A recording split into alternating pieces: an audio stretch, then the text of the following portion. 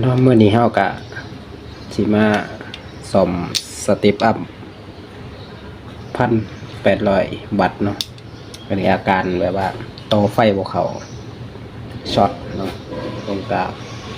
ไอตัววอตเฟสช็อตเนาะตัวนี้อาการยอดฮิตของสเต็ปอัพก็คือไฟเกินต่อไฟฟีดตัวนี้อาการตัวนี้ก็ฟิวสีบ่ขาดเนาะเพราะว่าต่อไฟฟิตขัวเข้ามานี่เนาะแต่ว่าตรวจเช็คเบิ่งแล้วว่าหมดเฟสเนาะเพราะว่าถ้าเฮาสิถ่ายตอนตรวจเช็คมันก็สิยาวเนาะเลยตัดตอนมา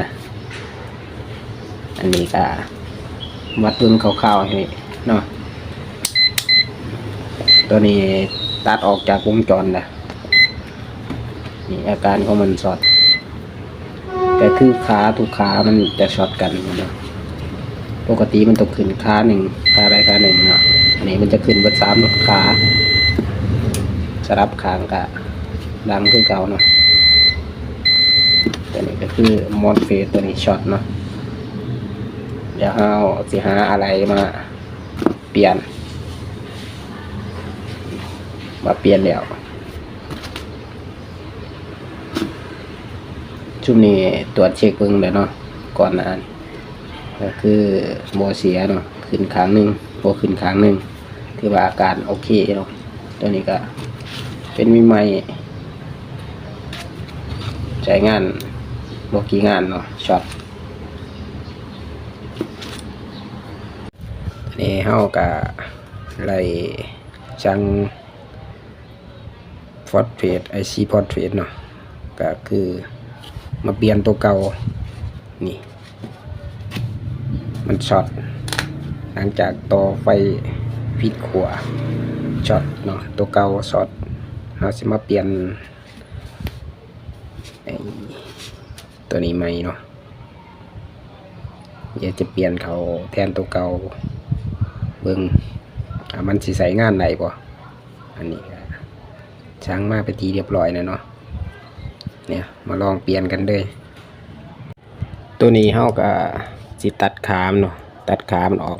ตัดแบบนี้แล้วก็สิงอเพราะว่าตัวเก่าเฮาบ่ได้จูดออกบ่ได้เอาขาเก่ามันออกเนาะเพราะว่าเอาออกยากมันสิติดนี่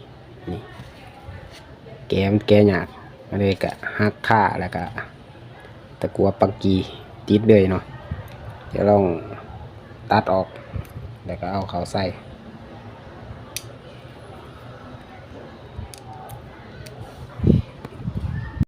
กะสิประมาณนี้เนาะเอาตัดขามออกใส่กะสิได้ประมาณนี้เนี่ยเดี๋ยว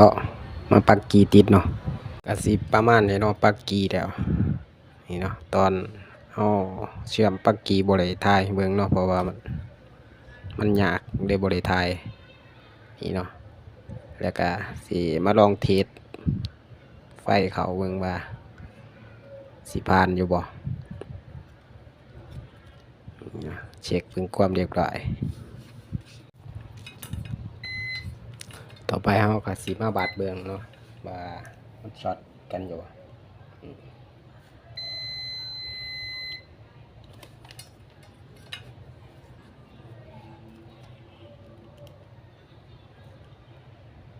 โอเคบ่ขึ้นแล้วสิลองต่อไฟเขาเบิ่งว่าจะมีไฟเขาไฟออกอยู่บ่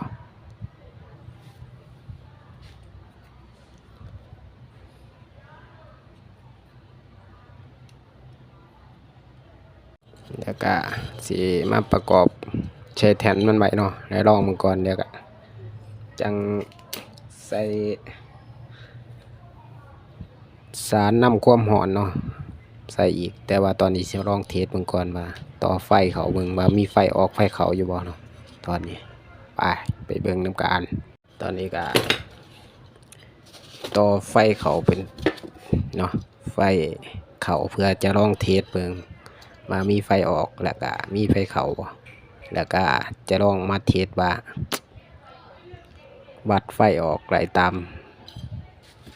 ปรับไฟ ออกไฟเขา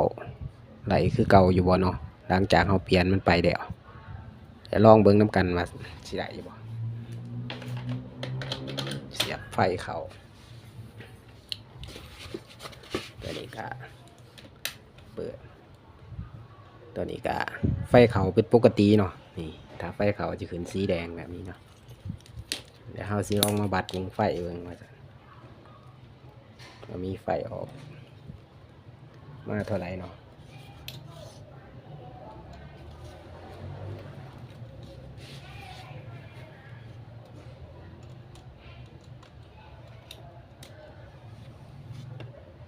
นี่เนาะบาดวงไฟแต่เก่าเขาปรับไป23 โวลต์เนาะไฟออกมา23พอดีเลยเนาะถือว่าโอเคอาการปกติคือเก่าเนาะไฟกะนิ่งคือเก่าหลังจากเขาเปลี่ยนมอดเฟสมันเนาะมอดเฟสมันช็อตเนาะไอซีมอดเฟสมันช็อตจะได้เปลี่ยนออกตัวเก่ามันนี่เนาะต่อไฟฟีดขัวนี่ตัวนี้ช็อตแล้วก็เสียไฟบวกเขาเปิดบวติดหลังจากสั่งตัวใหม่มาเปลี่ยนก็ถือว่าโอเคเนาะฟานเป็นทีเรียบร้อยนี่ไฟที่เฮาปรับไป23โอเคถือว่าผ่านเนาะคลิปนี้ก็ถือว่าจบซ้ำนี้นะครับ